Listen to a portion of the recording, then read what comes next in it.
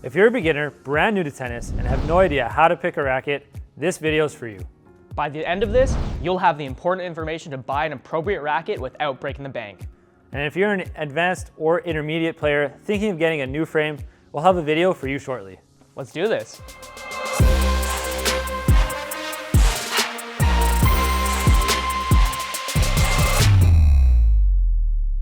Beginners, here's the key takeaway.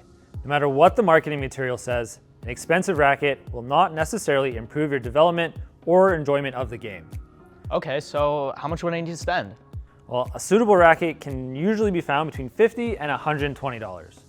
Aluminum rackets are often priced around $30 to $60 and are a great starting point. However, if your budget allows, a graphite frame will be more stable and will help to reduce some of that vibration. Most major racket brands offer suitable options for beginners of varying ability. There's no reason to favor one brand over another, but stick with the most major brands to assure quality.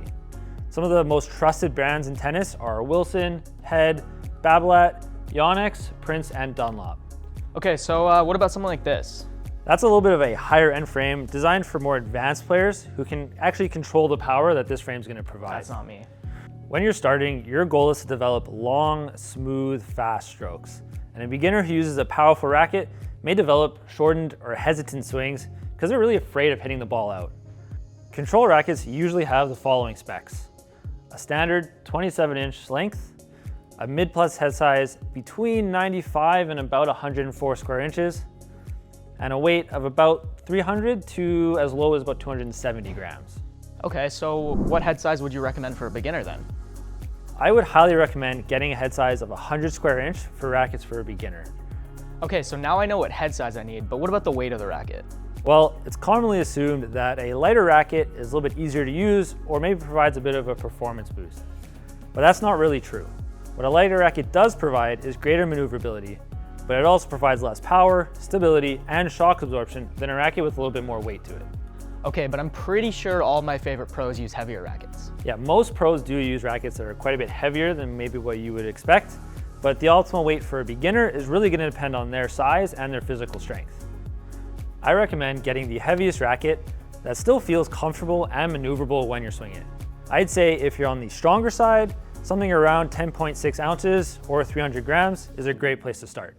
Whereas if you're a little bit smaller, or maybe not particularly strong, you're probably going to want something a little lighter, around 270 grams or 9.5 ounces. Well, I'm about as strong as they come, so I'll take a heavier racket. But, now that I know the head size of my racket and the weight, what about the grip size? Well, just like a pair of gloves, a racket is offered in a number of different sizes to fit your hand. There are 6 sizes which relate to the circumference of the grip in inches. We have 4 inches, also known as size 0, 4 1/8 inches, size 1, and so on.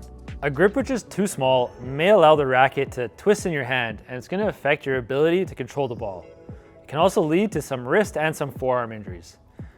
A grip which is too large is going to reduce your wrist range of motion, and again, it can cause some wrist and some forearm injuries. There's a link down below to a guide to help determine your grip size. Okay, I feel like I'm finally getting this. We got head size, we got weight, we got grip size, but why is this racket not strung? Well, this is a more advanced player's frame, and advanced players' frames generally always come unstrung as they want to customize the feel of their frame with some different kinds of strings. Well, most beginner frames actually come pre-strung from the factory, and these strings are going to do just fine. If you do happen to select a racket that does need to be strung, selecting a moderately priced nylon-based string is going to give you a really nice blend of power, control, and comfort without breaking the bank.